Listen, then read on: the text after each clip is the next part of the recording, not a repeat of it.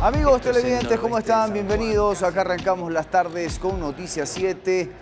Arrancamos con esta información. Un helicóptero Bell 412, contratado en este caso por la Agencia Federal de Emergencias, se estrelló este miércoles en una zona de difícil acceso del Parque Provincial Ixigualasto, en este caso en la provincia de San Juan, provocando la muerte de sus 7 ocupantes.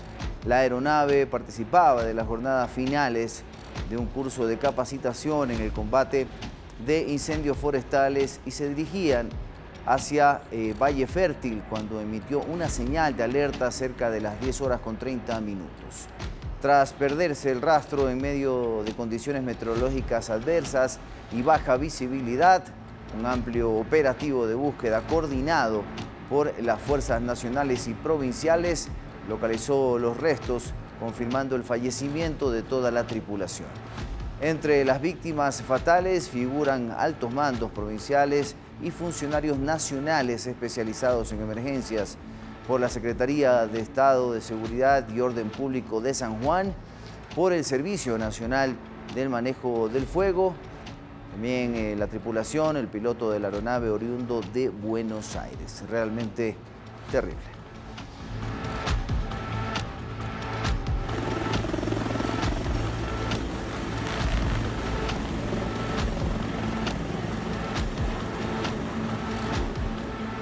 El bloque de seguridad capturó en Quito a un sujeto identificado como alias Walter, presunto cabecilla del grupo de delincuencia organizada Los Lobos.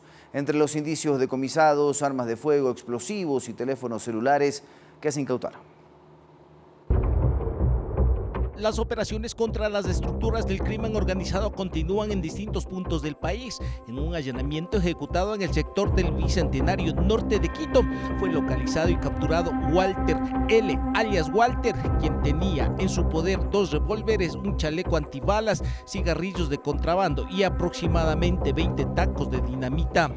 Alias Walter es un líder del grupo armado organizado Los Lobos. El operativo se ejecutó con información de inteligencia militar. Presumen que los explosivos eran utilizados para amedrentar a las personas y obligar a pagar las conocidas vacunas. Quien tiene en su historial delictivo el secuestro, el sicariato, el robo, entre otros crímenes. El sospechoso era buscado por su presunta vinculación con varios delitos. A la captura de alias Walter se suma otro sujeto que fue detenido hace 2 meses, conocido con el alias Guayaco, y también integrante del grupo organizado criminal Los Lobos. Este es un triunfo más del bloque de seguridad a través del ejército ecuatoriano. Los que creían que podrían sembrar miedo en la población de la capital se equivocan. Ahora los que temen son ellos. Operativos contra las organizaciones de delincuencia organizada relacionadas con el tráfico de drogas, extorsión y secuestro en el marco del conflicto armado interno declarado por el gobierno. Iván Casamen, Noticias 7. El ministro del Interior, John Reinberg, lanzó una advertencia directa y severa a los operadores de justicia. No son intocables, o se enderezan y se corrigen o van a terminar presos, mencionó. Tras los operativos ejecutados por la Fiscalía General del Estado contra magistrados de la Corte Nacional de Justicia investigados por cohecho. El secretario de Estado aseguró que las indagaciones no concluirán con este expediente y anticipó que se ampliarán a otros procesos judiciales. Yo no tengo ningún temor en publicarlos, no tengo ningún problema en denunciarlos, de hecho lo hago. Hemos denunciado jueces, han sido destituidos, hay jueces presos, justamente el día de ayer que allanaron un juez de la Corte Nacional. Sé que la Judicatura está trabajando, sé que la Fiscalía está trabajando en estas depuraciones necesarias. Necesitamos que sean más rápidas, si bien es cierto. Claro. Pero así como nosotros como policía también estamos trabajando en la depuración de las filas policiales. Esto es algo que nos va a tomar tiempo, pero lo importante es que todos lo estemos haciendo y que al final del día sí logremos los resultados que el Ecuador pide.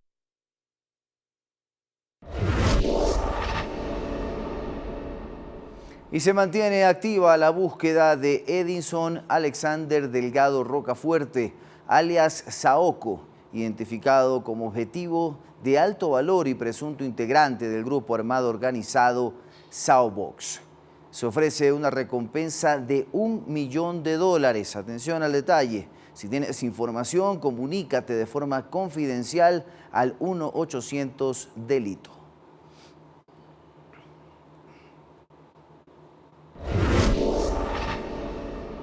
El exalcalde del Cantón Ponce Enríquez, Baldor B., alias Bebé, fue trasladado a Santa Elena para ingresar a la cárcel del Encuentro, donde cumplirá con la orden de prisión preventiva que le dictaminó un juez por el presunto cometimiento de lavado de activos. El ministro del Interior, John Reinberg, publicó la fotografía de Baldor en una de las celdas del centro penitenciario de máxima seguridad, donde se le observa con el característico uniforme naranja y rapado por completo. El ex burgomaestre se suma a los políticos que están recluidos en ese centro, como el ex vicepresidente Jorge Glass o el alcalde de Guayaquil, Aquiles A. Baldor B. está acusado de actividades mineras sin permiso y exportar oro de supuesto origen ilícito.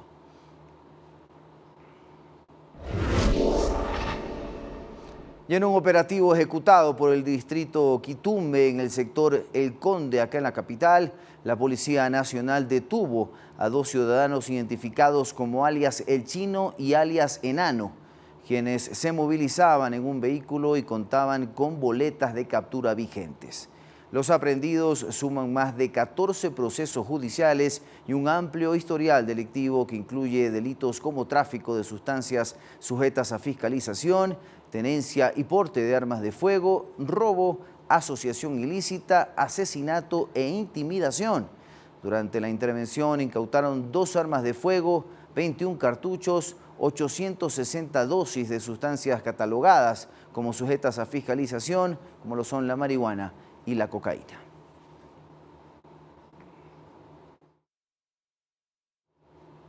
En Manabí fueron liberadas 2 personas que eran movilizadas en calidad de secuestradas, mientras que en Manta fue desarticulada una presunta organización delictiva dedicada al tráfico ilegal de armas.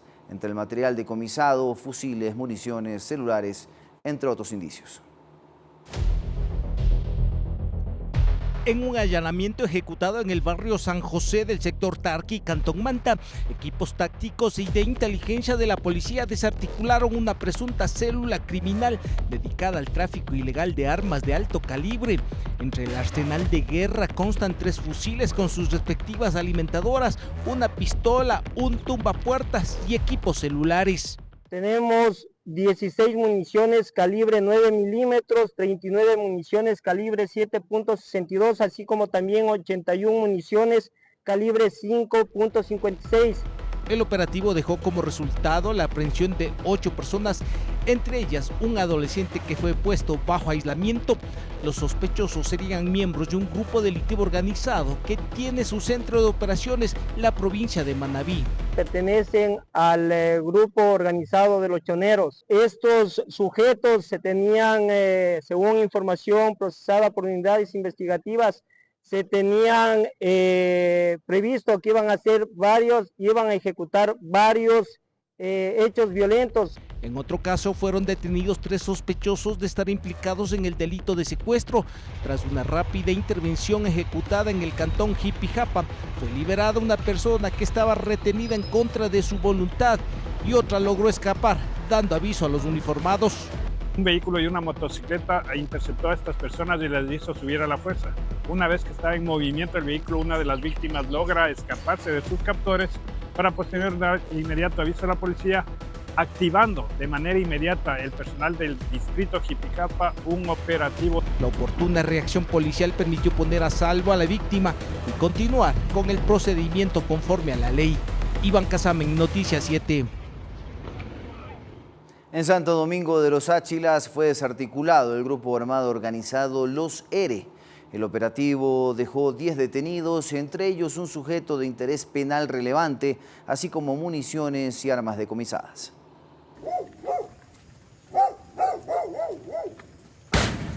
Les sorprendieron de madrugada. A los sospechosos les despertaron encapuchados de la policía. Agentes de investigación y fiscales les presentaron las órdenes de allanamiento y captura por estar aparentemente vinculados con varios eventos delictivos y responder a los intereses del grupo criminal Los ERE. Los uniformados ejecutaron 14 intervenciones simultáneas como resultado de las investigaciones orientadas a debilitar el componente operativo y logístico de la organización delictiva. Con un prontuariado delincuencial muy amplio. El operativo dejó 10 detenidos, entre ellos John B., identificado como individuo de interés penal relevante. Varios de los sospechosos registran antecedentes. La estructura estaría integrada por personas de nacionalidad ecuatoriana y colombiana. En este grupo tenemos una fémina de nacionalidad colombiana involucrada. La organización habría utilizado armas de fuego y panfletos amenazantes como parte de un patrón de violencia para obtener recursos ilícitos para financiar y ampliar sus actividades delictivas en Santo Domingo de los Áchilas y zonas aledañas. Sobre el delito de asesinato, sobre el delito de porte ilegal de armas, sobre delincuencia organizada y especialmente lo que asiste en extorsión y delincuencia. Entre los indicios, 2 armas de fuego tipo pistola, 304 cartuchos, 360 gramos de alucinógeno, terminales móviles y dinero en efectivo. Iván Casamen, Noticias 7. El nuevo abogado de la familia de Lisette Bunchi descarta que la joven haya caído por un accidente al río Machángara y asegura que se trata de un femicidio. El jurista solicitó a la Fiscalía pericias del teléfono celular de la víctima, que al parecer estuvo prendido luego del supuesto incidente, y un perfil psicosocial al presunto agresor por una posible sociopatía. ¿Dónde está Lisette Bunchi? Es una pregunta aún sin respuesta, pero que haya sufrido un accidente que le hizo caer al río Machángara empieza a descartarse. Primero lo dijo desde un punto de vista técnico un experto en riesgos. Donde dice del filo de la quebrada, debía rodar por la ladera y caer en una especie de descanso. Sin embargo, no hay una caída libre al río. Y este jueves, en el espacio de entrevistas de Noticias 7, coincidió con lo mismo el nuevo abogado de la familia Bunchi. Para mi punto, nunca pudo haber caído. Es ilógico poder llegar a pensar que alguien pudo caer en el río Machángara, y además de que el afluente es modificado, donde existe un sinnúmero de piedras y Lisette no aparezca. En el Machángara hay partes con rejillas, curvas pronunciadas, basura y árboles que podrían detener un cuerpo. Por eso surgen otras hipótesis distintas a que haya caído al cauce. ¿Qué es lo que pasa si Lisette está viva y se encuentra ingresada en alguna de estas cuevas? No sé si ustedes han podido ya observar los alrededores. Hay un sinnúmero de cuevas realizadas, algunas naturales y algunas modificadas por parte de la mano humana, y en este caso podría llegar a existir una forma tal vez de haber causado algún tipo de detrimento en la integridad física. Según el abogado, este es un caso de femicidio que apuntaría al principal sospechoso, Christian B., amigo del novio de Lisette, y a quien señalan de aprovecharse del estado etílico de la joven para llevársela a un hostal, pasar con ella la noche, al día siguiente llevarla a San Roque y después de eso, al ser bajado de un taxi en el sector de Cumandá por no tener dinero para pagar, ingresar en horas de la tarde del domingo a la quebrada del Machángara, un lugar que no es recreativo ni seguro, pero tampoco queda claro por qué la habría asesinado. Pensaría que puede llegar a ser rasgos psicopáticos.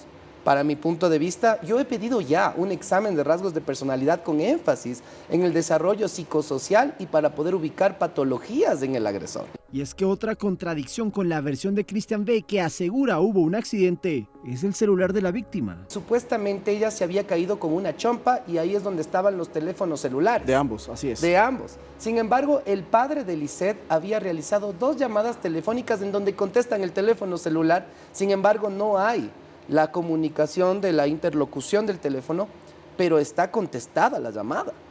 Entonces eso significa que o el teléfono tenía una capacidad también de funcionar en el agua, o realmente alguien tenía el dispositivo móvil de Lisette.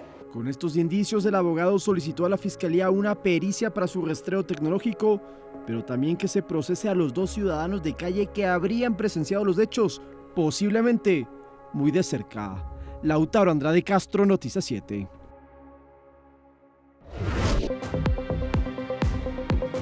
Regresamos con más información. Desde este domingo y hasta el 17 de agosto, los precandidatos a las elecciones seccionales deberán inscribirse formalmente para terciar en los comicios.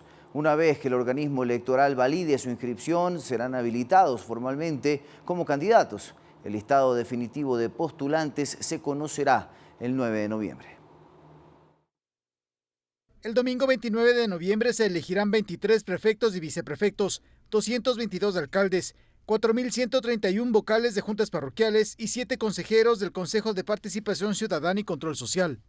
De acuerdo al calendario electoral, la fase de inscripción de candidaturas inicia este domingo 2 de agosto y se extenderá hasta el 17 del mismo mes. En ese instante quedarán en firme los nombres de los candidatos para los comicios. Para ser inscritos, los candidatos deben de manera obligatoria adjuntar su plan de trabajo y presentar su declaración juramentada de bienes de la Contraloría del Estado. En el formulario de inscripción no se permitirá que los precandidatos registren sobrenombres o alguna otra forma de identificarse. Al igual que los candidatos, partidos y movimientos políticos también tienen sus obligaciones. Deben cumplir con los requisitos de paridad de género, con el porcentaje del 50% de mujeres encabezando listas de candidatos y el 25% de inclusión de candidatos hombres y mujeres entre 18 y 29 años. Si no se cumplen estos aspectos, no serán inscritos. La organización y ejecución de las elecciones seccionales del Consejo de Participación Ciudadana y Control Social 2027 requiere del trabajo coordinado entre la autoridad electoral y las organizaciones políticas. El listado oficial de candidatos se conocerá el 9 de noviembre. La campaña electoral va del 12 al 26 del mismo mes. Se incluya la articulación del Consejo Nacional Electoral con los organismos de seguridad para garantizar que los candidatos de los territorios, especialmente los definidos como zonas peligrosas, tengan la libertad de participar democráticamente. Para la campaña, por ejemplo, el Consejo Nacional Electoral determinó que los candidatos a prefecto y viceprefecto de Guayas tendrán un límite de gasto de $975.500. Para Pichincha, 722.634 y Manabí, $396.474. En su lugar, los candidatos a la alcaldía de Quito podrán gastar $827.136. Para Guayaquil, el monto asignado fue de $807.863 y para Cuenca, $179.344. Javier Ceballos, Noticias 7. Y atención porque 50 nuevas viviendas a través del programa Miti Miti y Credicasa se construyen en la parroquia de Conocoto, en la capital. Varias autoridades gubernamentales visitaron la obra y muchas de las casas comenzaron a entregarse a sus nuevos propietarios. Más de $4 millones se invirtieron en el proyecto habitacional Porto Alegre, ubicado en Conocoto, en el Valle de los Chillos. El conjunto tiene 50 viviendas entre suites, departamentos y casas de 2 plantas. El espacio en el que fue construido el conjunto habitacional cuenta con servicios básicos, áreas verdes y espacios recreativos. Infraestructura pública que contribuye para que los propietarios puedan tener condiciones para una vida de calidad. Información oficial establece que este programa constructivo es impulsado a través de los programas Miti Miti y Credicasa. A la fecha se han entregado 42 de los 50 inmuebles disponibles. 37 corresponden al programa Miti Miti, 1 a Credicasa y 4 fueron comercializados por otras fuentes de financiamiento. Varios de los beneficiarios recibieron las llaves de sus casas, felices al ver un sueño cumplido. Y hoy me siento muy feliz, ya que no tengo que pagar cuotas mensuales por arriendo. Ahora puedo trabajar tranquilamente en un buen espacio desde casa.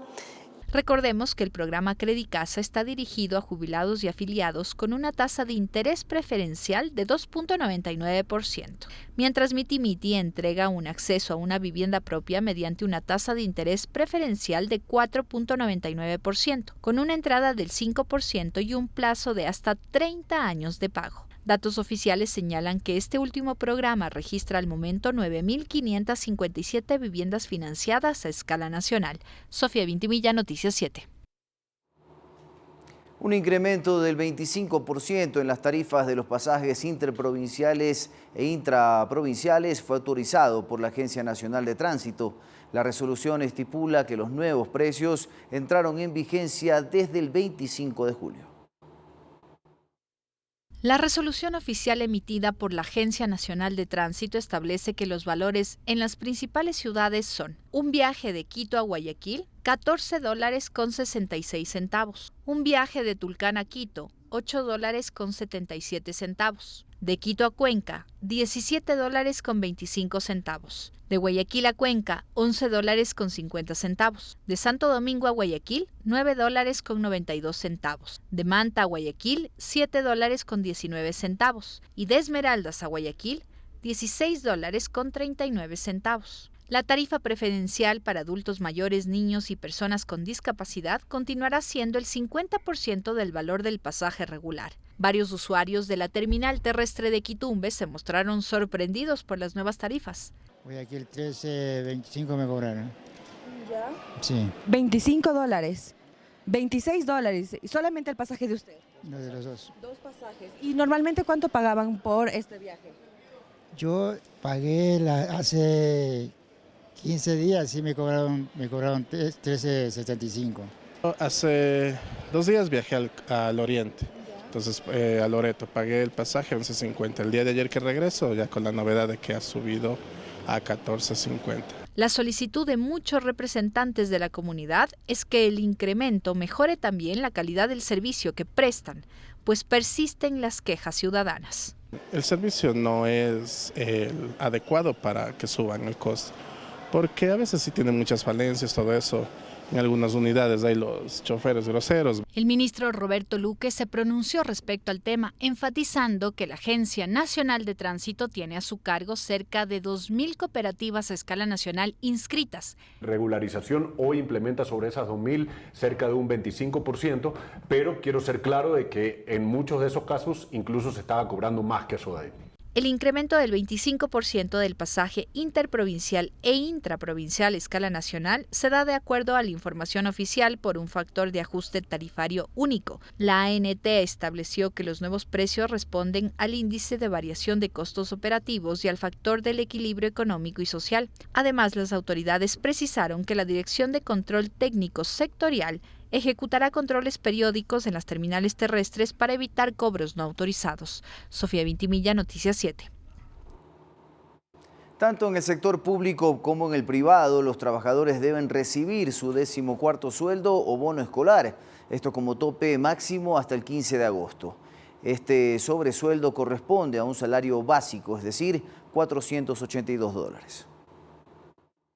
Sin embargo, cuando el trabajador no ha cumplido el año en la misma empresa o trabaja en jornadas de menos de 8 horas al día, el valor a recibir será proporcional.